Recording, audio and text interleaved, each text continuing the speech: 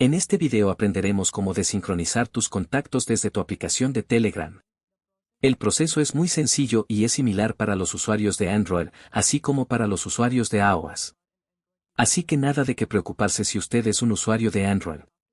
En primer lugar, asegúrese de que está conectado a Internet después de que abra su aplicación Telegram.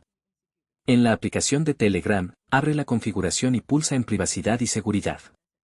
En el menú de Privacidad y Seguridad, desplázate hacia abajo y pulsa en Configuración de datos. En la configuración de datos encontrarás la segunda opción, que es sincronizar contactos, y está activada. Desactiva esta opción y ahora tus contactos están desincronizados desde tu aplicación de Telegram. Así que este fue el proceso para desincronizar tus contactos desde tu aplicación de Telegram.